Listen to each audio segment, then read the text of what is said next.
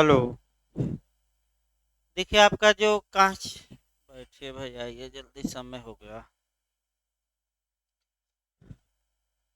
जो संविधान में आपका शुरू किया गया था चैप्टर वह ये था कि का माने जो कॉन्स्टिट्यूशन की क्वालिटी है या संविधान की विशेषताएं हैं, यानी कि इसका मतलब कि हमारे संविधान में कौन सी अच्छी अच्छी बातें समाहित हैं, उन्हीं बातों को एक एक करके आपका बताया जा रहा था।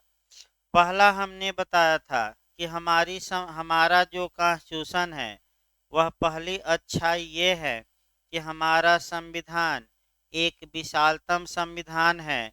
और ये बताया गया, दूसरा जो विशेषता बताई गई कि हमारे संविधान में प्रियम्बल हैं, प्रियम्बल के बारे में यानी कि उद्देशिका के बारे में बताया गया।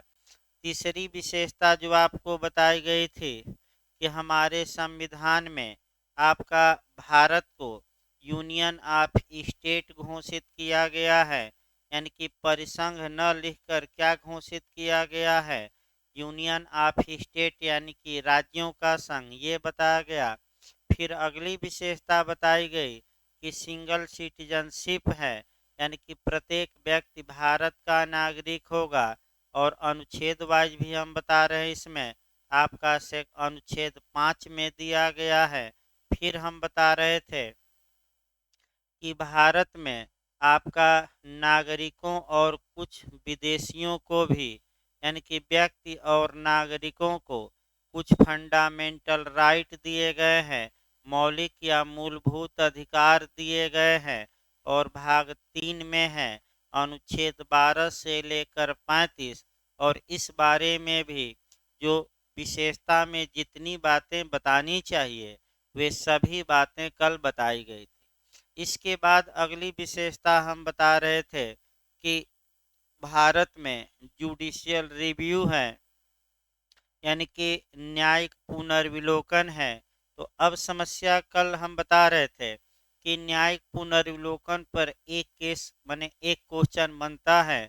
और आपका जो बिहार आयोग ने भी आपका एपीओ में भी क्वेश्चन बनाया था कि भारत में न्यायिक पुनर्विलोकन करने की शक्ति किन न्यायालयों को प्राप्त है। तो कल भाई बताया गया था आर्टिकल 32 के तहत सुप्रीम कोर्ट को, और 226 के तहत किसको है, हाई कोर्ट को। न्यायिक पुनर्विलोकन उत्पन्न कहाँ से होता है, तो आपका 13 से।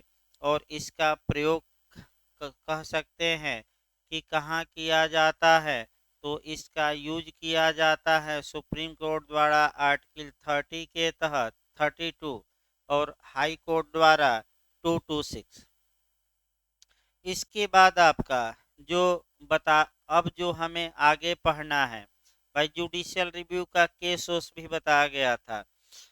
और आपका जो मैंने केस बताया गया था, जो अमेरिका का केस बताया गया था, और वह मारवरी बनाम मेडिसिन का केस और जस्टिस मार्शल 1803 का केस है। इसी केस में जुडिशियल रिव्यू की सर्वप्रथम उत्पत्ति हुई, ये हम बता चुके थे। अगली विशेषता देखा जाए भाई, हमारे संविधान की जो अगली विशेषता है वह ये विशेषता है कि संविधान के पार्ट 4 में डीपीएस यानी कि नीति निर्देशक तत्व दिए गए हैं, आर्टिकल 36 से लेकर 51 तक। अब इसी के बारे में आपका कुछ कह सकते हैं कि चर्चा करनी है, और जैसे जैसे क्वेश्चन बनते हैं वह सब बताना है। तो एक एक पॉइंटों को लेकर चलना है कि हमारा संविधान कुछ राज्य का भी कर्तव्य बताता है, कुछ राज्य की भी ड्यूटी बताता है। यानी कि जो आपका संविधान के पार्ट 4 में आपका आर्टिकल 36 से लेकर और 51 तक में प्रावधान है, ये राज्य के कर्तव्य है। अर्थात इसका मतलब ये हुआ कि इन कर्तव्यों की पूर्ति करना राज्य का कर्तव्य होगा।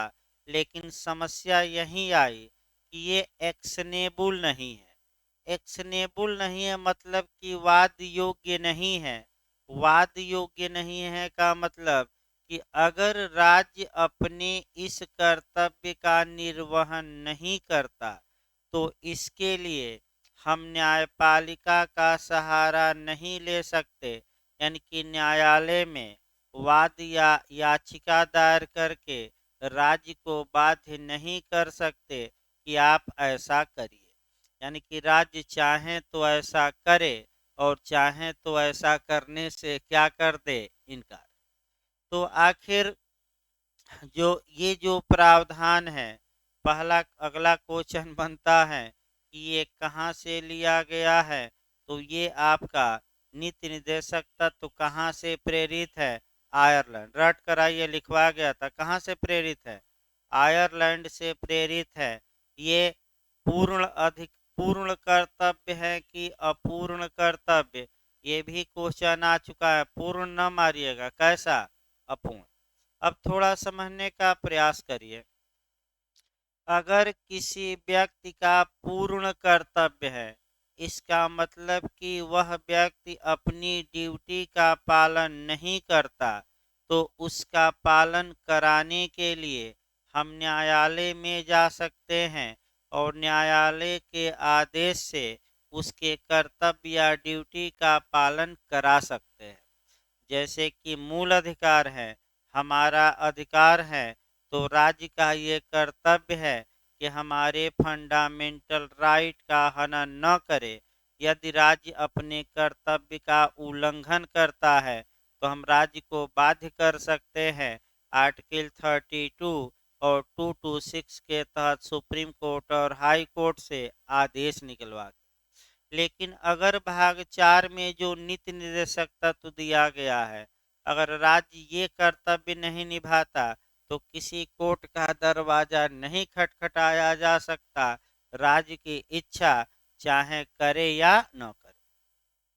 अब जो यूपीजे में क्वेश्चन बना था उसको देखा जाए पिछली बार कि आखिर न्यायालय द्वारा बाध्य किया ही नहीं जा सकता कि आप ये कार्य करिए, तो राज्य किस प्रेशर में, किस दबाव में इन बातों का पालन करता है? तो आपका लोकमत, लोकमत का मतलब ये हुआ कि जनता के दबाव में, अर्थात राज्य इन बातों का पालन आम आदमी के कारण करता है। जो लोग वोट दिए हैं आपका, वो वे लोग दबाव डालते हैं कि ऐसा काम करिए क्योंकि आपने वादा किया था, तो अपने वादे को निभाइए।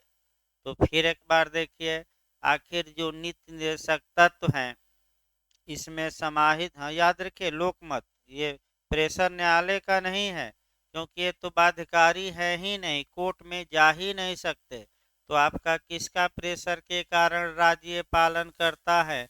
जनमत या लोकमत, या यानी कि जनता के प्रेशर के कारण। अभी हम उदाहरण बताएंगे। जनता का एक प्रेशर देखा जाए, जैसे कि अखिलेश जी ने आपका ये वादा किया था कि जब मैं मुख्यमंत्री बनूंगा तो बेरोजगारों को भत्ता दूंगा और लैपटॉप बांटूंगा। तो जब वो मुख्यमंत्री बन गए तो भाई बाध्यकारी तो है नहीं, ये तो नीति निर्देशक तत्व हैं कि बेकारी में सहायता करिए, बेरोजगारी भत्ता दीजिए, चाहे सरकार दे या न दे। ये डीपीएस में आएगा। बुढ़ापे में विधवा पेंशन, ये जितनी योजनाएं चल रही हैं, आपका प्रसूति लाभ, ये सब बताया जाएगा डीपीएस पढ़ाते समय। और एक नियम और याद रखिए, जब भी कोई चीज़ बताई जाएगी तो उसके अनुसार कौन सा योजना चल रही है वहीं उस योजना को हम लिखवा देंगे। यानी कि इस बार थोड़ा पढ़ाने का भी मॉडल चेंज करना है। आपका केवल कानून नहीं, उसका एप्लीकेशन कहाँ कहाँ है वो भी हमें बताना है। मैंने इस बार थोड़ा चेंज हम करेंगे। तत्पश्चात आपका जो ये नीति निर्देशक तत्व है, ये राज्य को निर्देश है संविधान के तहत कि आप जनता की भलाई के लिए कार्य करिए। अर्थात इसका मतलब जो अगला क्वेश्चन बनता है कि वेलफेयर स्टेट या कल्याणकारी राज्य या लोक कल्याणकारी राज्य की अवधारणा भारतीय संविधान के किस पार्ट में समाहित है? तो वह है पार्ट 4, नीति निर्देशक तत्व। अगर आपका उद्देशिका से भी बताया गया था कि उद्देशिका में भी वेलफेयर स्टेट समाहित हैं, तो वेलफेयर स्टेट कल भी मैं बताया था, फिर मैं बता रहा हूँ। जब राज्य का यह कर्तव्य हो कि वह लोगों के चतुर्दिक विकास या सर्वांगीण विकास के लिए कार्य करे, तो ऐसे स्टेट या राज्य को हम लोक कल्याणकारी राज्य कहते हैं। अब 3-4 लोक कल्याणकारी राज्य की अवधारणा देखा जाए, कम से कम पूरा तो उदाहरण नहीं। जैसे कि अगर किसी के पास अधिवक्ता नहीं है, तो राज्य अभियुक्त को क्या प्रदान करे? वकील। ये भी लोकल। अगर कोई बुढ़ापा में है तो भाई वृद्धा पेंशन दी जाए, विधवा है तो विधवा पेंशन दी जाए, आपका बेरोजगार है तो बेरोजगारी भत्ता दिया जाए। बैठिए भाई। अगर कोई बेरोजगार है तो बेरोजगारी भत्ता दिया जाए। अगर लोगों का स्वास्थ्य खराब हो रहा है तो शराब बंदी कर दिया जाए बिहार जैसे। ये सब कैसे प्रावधान है? बच्चों को शिक्षा दी जाए, बच्चों को पंजीरी बांटा जाए, पंजीरी जूता दिया जाए, मोजा दिया जाए, ताकि बच्चे पढ़ सकें। और जूता तभी तो तोड़ेंगे जब मिलेगा, जब मिलेगा नहीं तो कहाँ से चल कर तोड़ेंगे। इत्यादि इत्यादि का मतलब आय के जो संसाधन हैं उनका समान वितरण किया जाए, ताकि समान समाज में अमीरी और गरीबी क्या हो, आपका दूर हो, यानी कि ये विभेद दूर हो। तो आपका इसको डिस्ट्रीब्यूटिव जस्टिस कहते हैं। और ये जेस और जे में पूछा जाता है, आर्टिकल 38 जब चलेगा तब आपका वितरणात्मक न्याय पढ़ाया जाएगा। और अस्तु ने दिया था भाई, ये पूछा गया था जूरिस्प्रूडेंस में। तो आगे हम बताएंगे, अभी तो भूमिका चल रही है।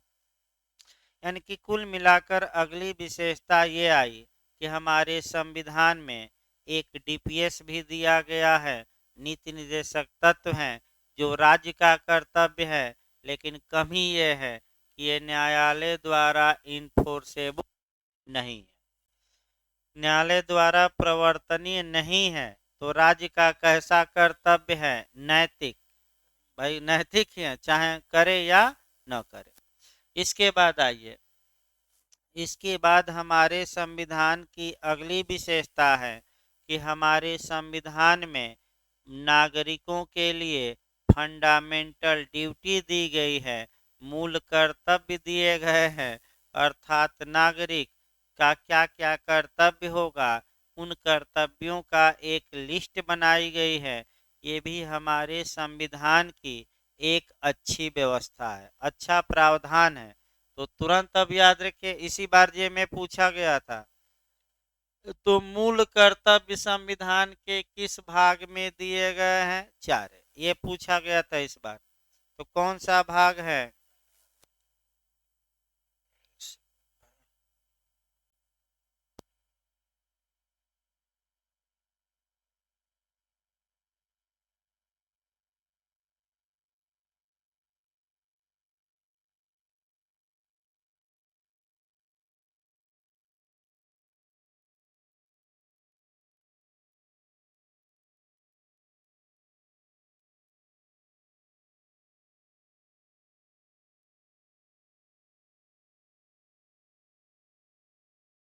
देखिए इसको आगे फिर एक बार देखिए। ये क्वेश्चन आप अभी यूपीजे में 2018 में आया भी था कि संविधान के किस पार्ट में आपका फंडामेंटल ड्यूटी या मौलिक कर्तव्य या मूल कर्तव्य दिए गए हैं।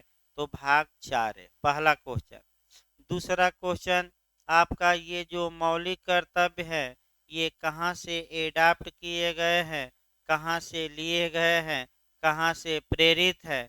तो ये रूस से प्रेरित है। बेका क्वेश्चन निकालिए, कहाँ से? रूस से प्रेरित है। तीसरा क्वेश्चन बनता है कि ये कब जोड़ा गया मौलिक कर्तव्य? तो 1976 ईस्वी में। चौथा बनता है कि किस संविधान संशोधन द्वारा जोड़ा गया, तो 42वां संविधान संशोधन। पांचवा क्वेश्चन बिहार का ही है। देखिए कितने क्वेश्चन निकाले जा रहे हैं अभी भूमिका में। पांचवा क्वेश्चन बना था कि मिनी संविधान किसे कहा जाता है, तो किस संविधान संशोधन को, 42वें को। अगला क्वेश्चन कि भाग 4A किस समिति की सिफारिश पर जोड़ा गया, तो स्वर्ण सिंह समिति। और मुहा, अब अगला क्वेश्चन देखिए, 3-4 क्वेश्चन और तब बताया जाए मूल कर्तव्य। जो अगला क्वेश्चन बनता है कि निम्नलिखित में से कौन मूल संविधान में किसका प्रावधान नहीं था।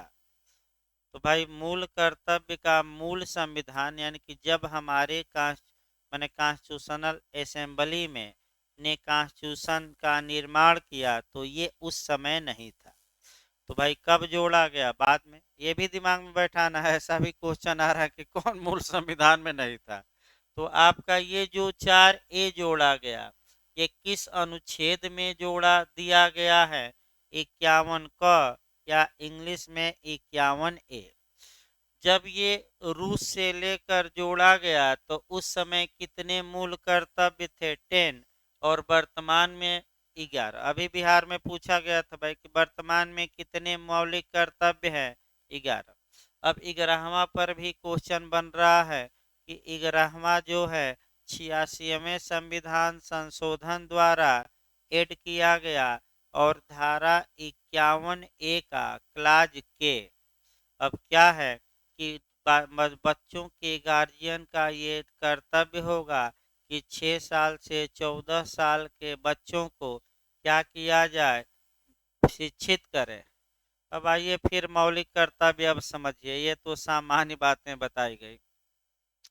देखिए आपका ये कहा भी जाता है कि आपका अधिकार और कर्तव्य एक ही सिक्के के दो पहलू होते हैं। यानी कि जहाँ अधिकार है वहाँ आपका क्या है होना चाहिए, कर्तव्य। अगर केवल अधिकार दे दिया जाए, आपका कोई कर्तव्य न रहे, तो इसे निरपेक्ष अधिकार कहते हैं। और इसकी कल्पना ऑस्टिन ने की है कि कुछ ऐसे अधिकार हैं, कुछ ऐसे कर्तव्य है जिसके प्रति आप अपना कर्तव्य करिए, अधिकार के रूप में कोई मांग न करिए। और जूरिस्प्रूडेंस में एक क्वेश्चन ये बनता है कि ऑस्टिन के अनुसार कौन सा ऐसा कर्तव्य है जिसके विरोध में कोई अधिकार नहीं है, तो भगवान के प्रति कर्तव्य। तो भगवान की पूजा पाठ इबादत करिए, अधिकार के रूप में न मांगिए कि भगवान हमें ये दीजिए वो दीजिए। तो अलग बातें बताया जाएगा जूरिस्प्रूडेंस में आपका। अभी तो भाई आपका संविधान चला जाए, फिर एक बार बैक हुआ जाए। तो चूंकि भाग 3 में आपका अधिकार दिए गए हैं, तो अधिकार के साथ कर्तव्यों का भी समावेश होना चाहिए। अतः आपका इंदिरा गांधी की जब सरकार थी तो आपका आनन फानन में एक स्वर्ण सिंह की अध्यक्षता में समिति बनाकर और इसे संविधान में जोड़ा गया ताकि लोग अपना कर्तव्य अच्छे से निभाएं। ये कर्तव्य जो है ये आपका नैतिक कर्तव्य है, लोगों को इन कर्तव्यों का पालन करना चाहिए। अब समस्या ये आई कि क्या इन कर्तव्यों का पालन कराने हेतु आपका सुप्रीम कोर्ट द्वारा बाध्य किया जा सकता है कि नहीं, तो नहीं किया जा सकता, क्योंकि ये कर्तव्य भी नागरिकों के हैं और प्रवर्तनीय नहीं है। अर्थात अगर कोई व्यक्ति इन कर्तव्यों का पालन नहीं करता, अर्थात जो अंतिम जोड़ा गया है कि अपने बच्चों को स्कूल नहीं भेजता, तो क्या आप सुने हैं कि इन्हें सजा दी जाएगी? नहीं। कहीं माता पिता को आप सुने, लेकिन कई देशों में है कि नहीं भेजेंगे तो माता पिता क्या होंगे, जुर्माना लग जाएगा। लेकिन भारत में तो आप देख ही रहे हालात क्या है, टीचर की नौकरी कैसे यूपी में पाई जा रही है और जो बन जा रहे हैं। सरकारी स्कूलों की हालत देख लीजिए तो आप रो देंगे। शर्म से डूब मरेंगे कि वही लोग पढ़ रहे हैं जिनके पास आपका भोजन के लाले पड़े हैं। नहीं तो ऐसी दशा में यानी कि स्थिति विदेशों में कई, मैं बता दूं, कई जगह विदेशों में है कि प्राइवेट स्कूलों में न भेजकर लोग सरकारी स्कूल में बच्चों को भेजते हैं, क्योंकि वहाँ सरकारी स्कूल में अच्छी पढ़ाई होती है और प्राइवेट में उतनी अच्छी नहीं होती। लेकिन भारत की जहाँ तक बात है, यूपी की मुख्य रूप से दिल्ली में कुछ सुधार हुआ है, दिल्ली में काफ़ी सुधार हुआ है, लेकिन उत्तर प्रदेश गर्त में चला गया शिक्षा के मामले में, और इलाहाबाद विश्वविद्यालय भी गर्त में चला गया, क्योंकि आपका दिक्कत ये थी कि राजनीतिक लोगों को जब वाइस चांसलर आप बना देंगे तो ऐसी दशा में वह सही कार्य नहीं कर पाएगा और हमेशा सरकार के क्या रहेगा, प्रेशर में। तो जितने लोग वाइस चांसलर बन रहे हैं उनका थोड़ा इतिहास देखिए, 8 से 10 साल से जो आरएसएस के सक्रिय कार्यकर्ता है, 90% विश्वविद्यालयों में या लोक सेवा आयोग में, उच्चतर शिक्षा आयोग में और माध्यमिक में जो भागवत के खास खास लोग हैं, जो आरएसएस के एकदम दिमागदार है, यानी कि उसी में दिमाग लगाए हैं कि इसके अलावा कुछ नहीं, तो 90% लोग अच्छे अच्छे पदों पर आरएसएस के आदमी ही बैठे हैं, और जो सरकार कह रही है वही कह कर रहे हैं। तो कहाँ से शिक्षा में और इत्यादि में सुधार हो। इलाहाबाद विश्वविद्यालय देख सकते हैं, कोई सुधार नहीं हुआ इधर। भाई आपका केंद्रीय विश्वविद्यालय है तो सबको हॉस्टल मिलना चाहिए, व्यवस्था होनी चाहिए, हर एक व्यवस्था, बस होनी चाहिए, कुछ नहीं है। पैसा पाके और क्या किया जाए, उड़ा दिया जाए वापस भी चला गया पैसा, कई बार ये भी है, करोड़ों रुपया आया और खर्चा ही नहीं हुआ, कहाँ चला गया। तो भाई जब दमदार वीसी रहेगा तभी तो खर्चा करेगा, वो अलग बात है, आगे देखा जाए। नहीं, वो बाध्यकारी नहीं, वो नैतिक कर्तव्य है भाई, इसके लिए याचिका दायर की गई है, लेकिन जैसे कि घोषणा पत्र होता है बाध्यकारी नहीं होता चुनाव में। वादा भी जो भाषण में किया जाता है वो अपना जनता को उत्साहित करने के लिए, जैसे देखिए एक वादा पूछ लिए तो जैसे कि मोदी जी ने वादा किया कि जब मैं पीएम बनूंगा तो 15 लाख ये काला धन आएगा तो सबके खाते में जाएगा, तो आप जैसे लोग रहेंगे तो सुप्रीम कोर्ट में याचिका दायर कर देंगे कि मोदी जी पर स्टापे लगाया जाए कि आज तक हमें 15 लाख नहीं दिए। लेकिन आपका राहुल गांधी जी थोड़ा कम रह गए, 72,000 ही कहे थे, इनको 20 लाख कहना चाहिए ताकि हैसियत के अनुसार। तो भाई 20 लाख कहते तो हो सकता है लोग इनको क्या करते हैं। तो अगला देखिए भाई आपका, ये जो मौलिक कर्तव्य हैं इनको न्यायालय द्वारा प्रवर्तनीय नहीं कराया जा सकता, ये भारत के नागरिकों का कर्तव्य है, फंडामेंटल ड्यूटी है कि इनका पालन करें। लेकिन लेकिन लग गया तो समस्या है, और बहुत बड़ी गंभीर समस्या है, यही आपका लास्ट में कंसेप्ट बनाएगा। यदि कोई नागरिक भारत का अपने मूल अधिकार की मांग के लिए न्यायालय का दरवाजा खटखटाता है और अपने मौलिक कर्तव्यों का उल्लंघन किया है, तो सुप्रीम कोर्ट ने स्पष्ट निर्णय दिया है कि आपके मूल अधिकार को प्रदान करने से हम इनकार कर देंगे। इसका मतलब ये हुआ कि आप मौलिक कर्तव्य का पालन करिए और तब कह सकते हैं कि हमारे यहाँ मौलिक।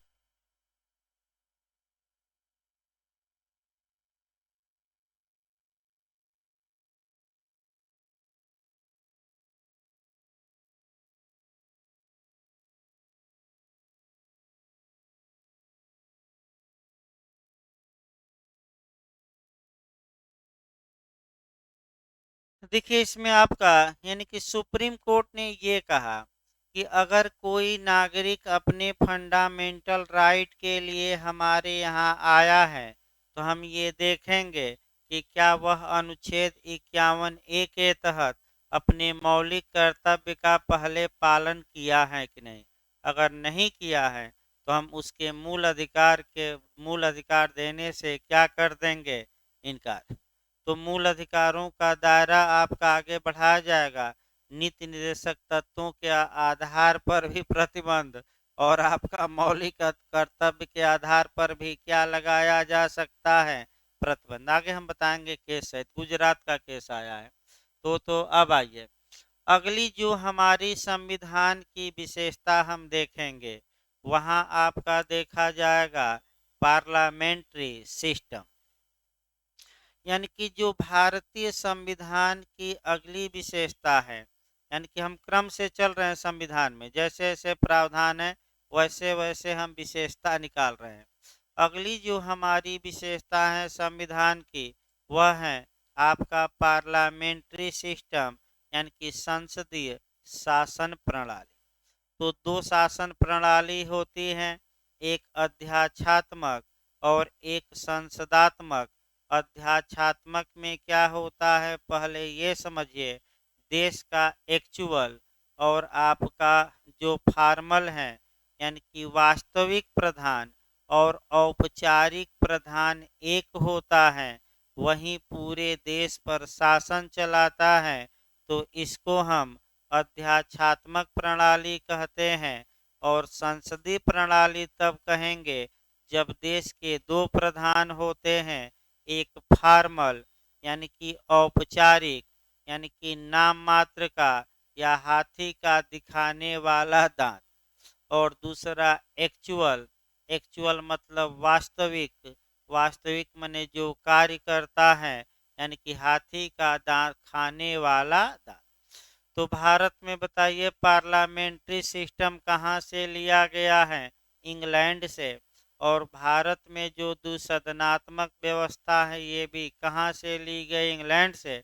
लोकसभा राज्यसभा कहाँ से प्रेरित है, इंग्लैंड से लिखवाया गया है। तो पार्लियामेंट्री सिस्टम देखिए भाई, आपका अनुच्छेद वाइज अब देखिए, जहां भी पार्लियामेंट्री सिस्टम रहेगा उसकी दो विशेषता पहले याद रखिए, और अनुच्छेद वाइज हम बताते हैं ताकि आपका गलती न हो। कम से कम आप दो आर्टिकल को तो जरूर याद रखिए। देखिए ध्यान से, भारत में एक राष्ट्रपति है और दूसरा मंत्रिपरिषद। जो राष्ट्रपति होते हैं वह नाम मात्र के प्रधान होते हैं, यानी कि फॉर्मल या औपचारिक प्रधान नाम मात्र के। और जो एक्चुअल प्रधान होता है, जो राष्ट्रपति के नाम पर कार्य करता है, वह हमारे यहाँ मंत्रिपरिषद है। और मंत्रिपरिषद का जो अध्यक्ष होता है, हेड होता है, वह पीएम होता है, यानी कि आपका पीएम हेड होता है। तो मंत्रिपरिषद होगी। अब यहाँ आपको जो समझना है कि क्या भारत में अगर ये व्यवस्था है तो हम कहेंगे कि भारत में पार्लियामेंट्री सिस्टम है, और ये व्यवस्था नहीं है तो हम कहेंगे कि भारत में पार्लियामेंट्री सिस्टम नहीं। तो आइए अनुच्छेद 74 पहले तोड़ा जाए। अनुच्छेद 74 इस बात का प्रावधान करता है कि जो राष्ट्रपति, हाँ, राष्ट्रपति को इसके देखिए, इसके पहले ही बताना पड़ेगा भाई आपका 53, क्योंकि यहाँ से शुरुआत किया जाए कंसेप्ट बनाने के लिए। अनुच्छेद 53 ये बताता है कि जो संघ की कार्यपालिका शक्ति होगी वह राष्ट्रपति में निहित होगी। किसमें वेस्टेड होगी, राष्ट्रपति। और राष्ट्रपति इसका प्रयोग या तो स्वयं द्वारा या अपने अधीनस्थों द्वारा करेगा। यानी कि जो ये स्वयं शब्द है, यही थोड़ा खतरा पैदा कर रहा था। यानी कि या तो स्वयं करे या अपने अधीनस्थों के द्वारा करे। तो अधीनस्थ की व्याख्या हम आगे करेंगे।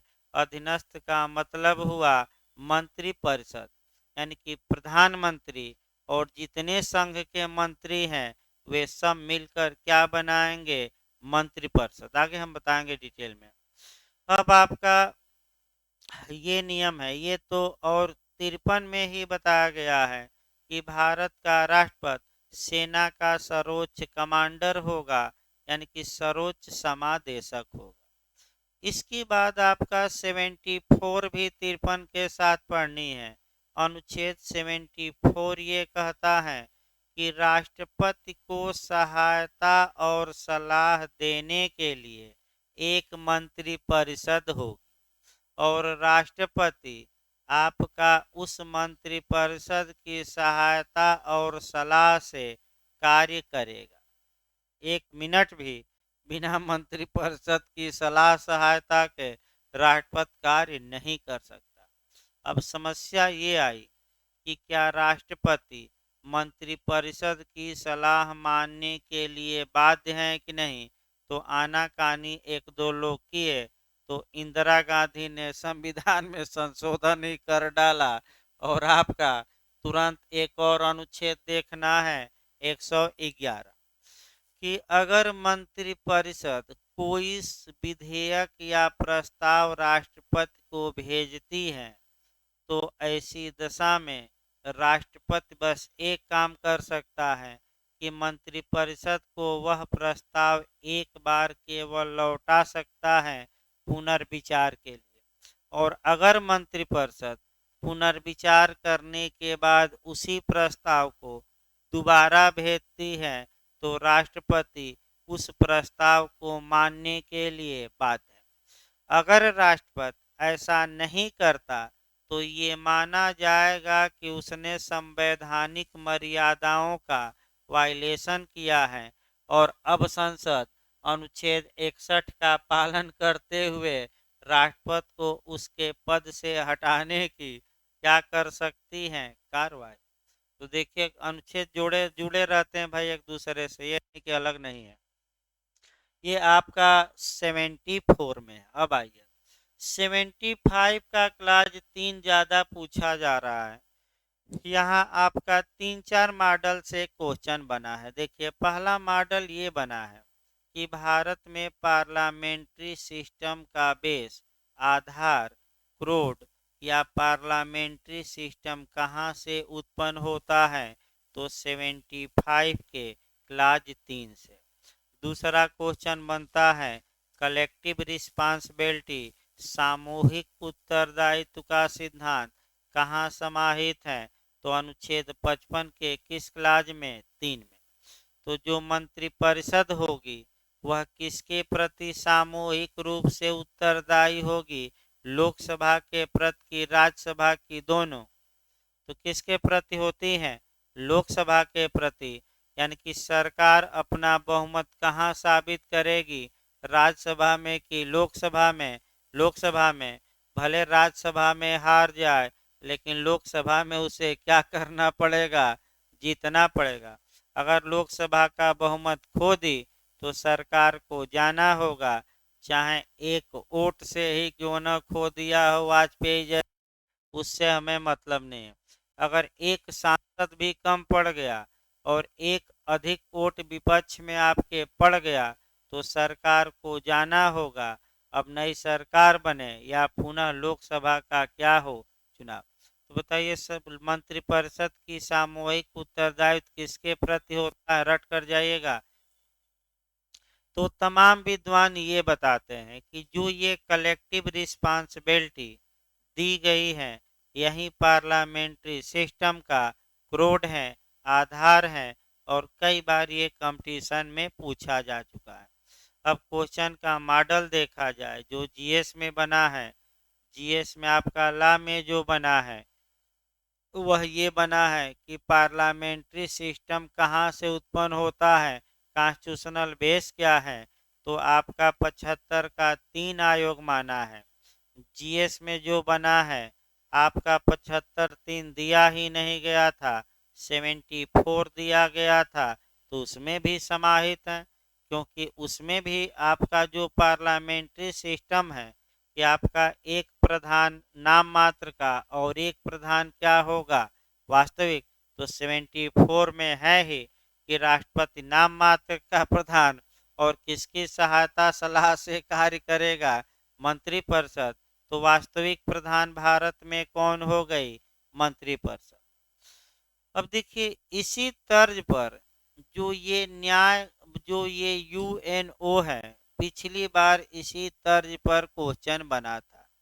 एक्चुअल यानी कि महासचिव के चुनाव की या महासचिव के निर्वाचन की एक्चुअल पावर किसमें है?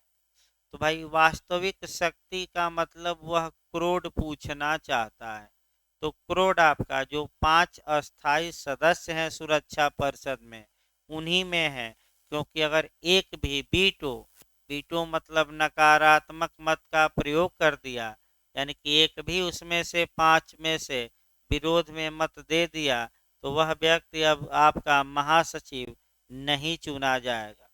तो आपका एक्चुअल पावर जैसे पूछे कि भाई देखिए, फिर आप मंत्रिपरिषद पर चलिए कि आखिर जो कार्य करती है संस्था, ठीक है मंत्रिपरिषद लिखा है, लेकिन जो वास्तव में कार्य करती है वह कैबिनेट कार्य करती है। और कैबिनेट ही हर एक मामलों में फैसला लेती है, पूरे मंत्रिपरिषद को बुलाया नहीं जाता। तो एक्चुअल पावर हम और थोड़ा अंदर जाएं तो कैबिनेट, और उसके बाद भी एक आदमी पूछे तो पीएम, क्योंकि पीएम जो कहेगा वही होगा। और भारत में चाहे भाजपा का कोई भी व्यक्ति हो, अगर पीएम कह दें कि आपका छाती पर लिखवा दीजिए कि मैं भी चौकीदार हूं, तो कार्यकर्ता हर हाल में, दो ही कार्यकर्ता तो सक्रिय हैं, एक सपा के और एक भाजपा के। अगर सपा कह दे कि नहीं पीछे लिखवाओ कि मैं भी जय समाजवाद, तो लिखवाना ही पड़ेगा। और भाजपा कह दे कि लिखवाओ कि मैं भी चौकीदार हूं, तो देखिए कितना लोग अपना वो क्या कहते हैं टैटू बनवा लिए थे। तो आपका ये बताने का मतलब कि अंत में एक्चुअल पावर एक ही आदमी में है, और वह कौन है? पीएम। लेकिन कानूनी भाषा में न मारिएगा, ये आपका व्यवहार में बताया जा रहा है। कानूनी भाषा में वास्तविक पूछे तो मंत्रिपरिषद मार कराइए, जो कानून है। अगला देखा जाए भाई आपका ये अगली जो हमारे यहाँ विशेषता है उसको हम देखते हैं। जो अगली विशेषता है हमारे संविधान में, वह सांसद और उनके संसद और उनके सदस्यों को प्रिविलेज दिया गया है। प्रिविलेज का मतलब कि कुछ विशेषाधिकार या कुछ छूट दी गई है। और 105 के तहत, किस अनुच्छेद के तहत? 105 के तहत।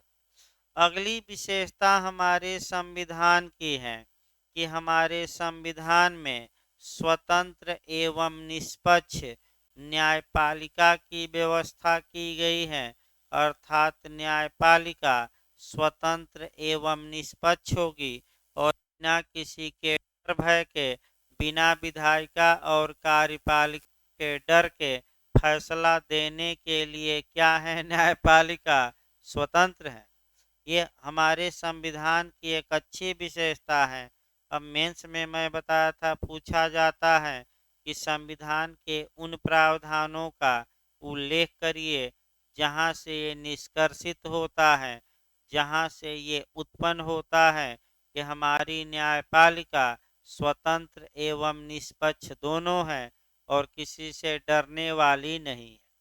देखिए यही अंतर है, पाकिस्तान से तुलना की जाए, पाकिस्तान और भारत में ये अंतर है कि पाकिस्तान में आपने देखा कि एक व्यक्ति इस निंदा किया, उसको मृत्युदंड दिया गया, लेकिन वहाँ के सुप्रीम कोर्ट ने उस व्यक्ति को बाइज्जत बरी कर दिया, तो पूरा हंगामा मचा।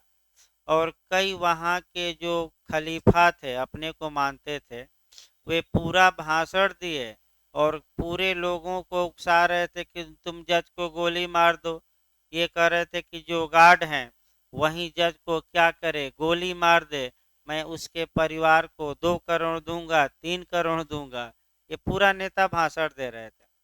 भारत में कल्पना करिए, अगर भारत में सुप्रीम कोर्ट किसी को सजा दे दे, तो क्या किसी नेता, परेता और मौलवी और साधु बाबा की हिम्मत है कि कह दे कि सुप्रीम कोर्ट के जज को गार्ड गोली मार दे? तुरंत भेज देगा अंदर। यानी कि तुरंत कोर्ट क्या करेगा? तुरंत गिरफ्तार करके, मिनटों नहीं लगेगा, चाहे कितना भी बड़ा पावरफुल हो, तुरंत कहाँ जाएगा? जेल।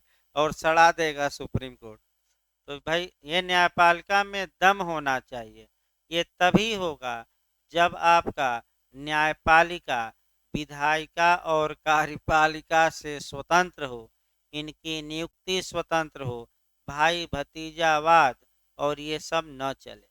तो अलग बात है कि तमाम जज आए जो सरकार से डर गए, और तमाम जज ऐसे भी आए जो सरकार से नहीं डरे। तो इस समय के जो जज हैं वो सरकार से नहीं डरते, निर्णय दे रहे हैं कुछ, लेकिन इसके पहले गोगोई साहब थे तो देखिए क्या क्या कांड किए और क्या क्या कांड किए, और हमेशा जब फैसला दिए किसके पक्ष में ज़्यादा, सरकार के। तो देखिए इस पर भी निर्भर करता है कि वो जूरिस्प्रूडेंस में बताया जाएगा आपका रियलिस्ट थ्योरी कि जज क्या सोच रखता है, उसका पढ़ाई लिखाई क्या है, उसका विचार क्या है, इस पर निर्णय देने में प्रभाव पड़ता है। उसकी लड़ाई किससे है, दुर्भावना किससे है। भले लाख कहा जाए कि न्यायाधीश को निष्पक्ष होना चाहिए, लेकिन फिर भी एक उदाहरण फिर हम बता रहे हैं। देखिए यहीं आपका अखिलेश जी की सरकार थी और चंद्रचूड़ साहब यहाँ आपका हाई कोर्ट के सीजे थे। अब तो भाई सुप्रीम कोर्ट पहुंच गए, भविष्य में वहाँ के सीजे होंगे क्योंकि बहुत कम उम्र में ही वहाँ पहुँचे हैं और अच्छे जानकार हैं, इसमें कोई शक नहीं, निर्णय भी देते हैं। लेकिन अखिलेश जी से आपका जो लोकायुक्त की नियुक्ति का मामला था उसी में विवाद हो गया। ये कुछ और चाह रहे थे, सरकार कुछ और, अंत में कई बैठकें हुई, नहीं मामला निपटा, तो सुप्रीम कोर्ट द्वारा इनहेरेंट पावर का प्रयोग करके लोकायुक्त की नियुक्ति की गई आपका यूपी में 142 आर्टिकल के तहत। तत्पश्चात आपका सीजे ने, मैंने भाई भले अंदर अंदर से तो दुर्भावना है कि हमारी बात मुख्यमंत्री नहीं मान रहा है, तो अब इन्होंने क्या किया कि जितने नियुक्ति का मुकदमा जाता था 90% मामलों में नियुक्तियों को रद्द करना शुरू किया, नल एंड वाइड, क्यों वारंटो जारी करके। तो तीनों आयोगों के अध्यक्ष की नियुक्ति अवैध हुई थी, उच्चतर, माध्यमिक और उत्तर प्रदेश लोक सेवा आयोग। अब ये है कि भाई देखिए, अब वो अलग बात है कि क्या कानूनी पहलू था क्या नहीं था, क्योंकि सरकार गलत कार्य तो करती है। अब इस समय देखिए हाई कोर्ट का, क्या उच्च न्यायालय कोई ऐसा बड़ा फैसला सुनाया जो भाई उत्तर प्रदेश सरकार के विरोध में हो। आप देख सकते हैं क्या उत्तर प्रदेश सरकार गलती नहीं कर रहे हैं, लेकिन कोई ऐसा फैसला नहीं आया जो दमदार हो और उत्तर प्रदेश सरकार के क्या हो विपरीत। ये भी देखा जाता है, ये नहीं कि आपका केवल यही देखा जाए कौन जज है, इस पर भी निर्भर करता है उसकी सोच क्या है, सरकार से पंगा ले सकता है कि नहीं। तो जिस जज को लालच नहीं होगी और जो वो सरकार से पंगा ले सकता है, और जिसको लालच होगी कि चलो मानवाधिकार का हम क्या बन जाएंगे रिटायर होने के बाद अध्यक्ष, वो थोड़ा ढुलमुल रवैया अपनाएगा। तो वो आपका जूरिस्प्रूडेंस में पढ़ाया जाता है डिटेल में, रियलिस्ट थ्योरी में। आगे बढ़ा जाए, यानी कि हमारे यहाँ स्वतंत्र एवं निष्पक्ष न्यायपालिका है, सर्वोच्च स्तर पर सुप्रीम कोर्ट है, जिसका प्रावधान अनुच्छेद 124 से लेकर 147 तक में है। अब आगे डिटेल में तो बताया ही जाएगा, तीन चार और विशेषताएं भाई बताई जाए क्योंकि अथाह विशेषताएं हैं। अगली विशेषता ये है कि हमारे संविधान में संघ के प्रशासन के साथ साथ राज्यों के भी प्रशासन का उल्लेख कर दिया गया है। यानी कि संघ में विधायिका कार्यपालिका न्यायपालिका और राज्य में विधायिका न्यायपालिका कार्यपालिका, इसका भी प्रावधान एक ही संविधान में क्या किया गया है, कर दिया गया, इसलिए भी बड़ा हो गया। अगली विशेषता है कि 9वीं अनुसूची का होना, यानी कि देखिए भाई बता नहीं, क्योंकि बिना डिटेल में किए हुए चल नहीं पाएगा, क्योंकि 9वीं अनुसूची पर भी कम से कम 10 मिनट लगेगा। फिर संविधान में संशोधन विशेषता है, उस पर 10 मिनट लेक्चर देना पड़ेगा। फिर मैंने छोटे छोटे राज्यों को विशेष दर्जा दिया गया है, उस पर 10 मिनट। तो भाई कुछ ज़रूरी काम है भाई, क्लास यहीं रोका जा रहा है। जीएस की क्लास आपका 12 बजे से चलेगी, मैंने अभी आधा घंटा बाद। तब तक आप लोग चाहें तो भाई मोबाइल का ये वाईफाई का पासवर्ड चेंज हुआ है, तो जो लोग भाई पासवर्ड नया लिख लीजिए, जो एक एक माह पर चेंज किया जाता है। तो ये जो हमारा मोबाइल नंबर है यहीं डालिएगा, यानी कि 9452, अब मोबाइल नंबर ही पासवर्ड बना गया है। तो शिवम ला क्लासेज 5G आएगा करके भाई आपका एयरटेल का, और उसमें हमारा मोबाइल नंबर डाल के अगर मोबाइल चलाना हो तो आप बैठकर अपना कुछ पढ़िए, या पंचौरा करिए, दो चौरा करिए, ये आपके ऊपर निर्भर करता है।